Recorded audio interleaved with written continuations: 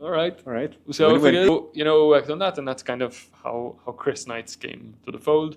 2015, we were actually going to sell the business. Well, not sell the business. Somebody approached us to acquire the business, and we're Okay. going to move in with this. But what they had in mind for our business was very different to the dream that we had, Okay. to the dream that we sold to our people. And we said, listen, yes, we're going to make money. Yes, we're going to have probably much better jobs for ourselves, but that's not the dream we sold to our team. Let's get back on track. And so, what did it take for you to realize that and take action on that? okay, I think number one, people say we'll sell the business and it's a really quick thing and you make money of it. It doesn't ever work like that. Okay. So there's a lot of courtship, there's a lot of understanding of what's going on, understanding where we're going. And we had got into this perspective where we're working for this company already. So we were like their white label agency, doing all the creative in Malta, a bit of strategy in Malta, and they were selling it off to their international clients. And we had clients in the US. I can't mention because we're still under NDA which clients they were, but they were big. All right. Okay. So some really, really big clients, San Francisco based. I used to fly up. I used to consult with their business card. This is who we are. We had some phenomenal clients. Once I was even pitching to one of the ex-marketing managers of Apple, who worked under Steve Jobs. Super conversation, really good stuff. Anyway, so that's the sort of stuff we're doing. And then we're working for some really big clients doing very boring work. So it's fine to say, yes, we worked for this big brand, I worked for that big brand, and these are huge brands. These are some of the biggest tech Silicon Valley brands. But the work we're doing wasn't like we're rebranding Apple or we're rebranding Google. It was the job of the job of the job of the job. Right. It's like, Yeah. okay, What's just in to it? say we're doing Yes. this with sharp deadlines. And we said, like, where do we work best? We work best when we're working with decision makers, affecting real change in organizations.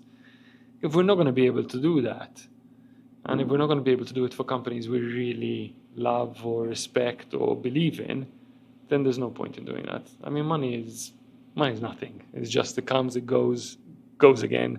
It's important. It's a tool, though.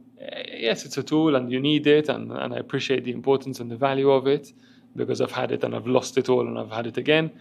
So I can really appreciate how painful it is not to have money, but it's not everything. It's not going to make you happy. Happiness comes from working hard, doing things which are meaningful. So I think you need to endure a bit of pain and passion to deliver something to really be happy in life. So coming back to that conversation, we realized, listen, like, are we just doing this for the cash? Is it going to be even worth it? We're still very, very young. In 2015, I was 35. I had 3 kids already. I had a hell of a long time ahead of me. Like, am I really going to just stop now? No. So that's what we said. So we said we'll continue going.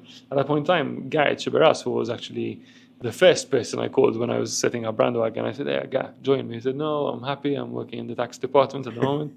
Okay, fine, happiness. But he was actually playing for the national team football. Fair enough. So The fact that he was doing a duty for the country, that's why he was working in the tax. No. As a national team, you need a lot of leave, Definitely. you need a lot of flexibility. So the tax department gave him that opportunity that to do that. flexibility. Yeah.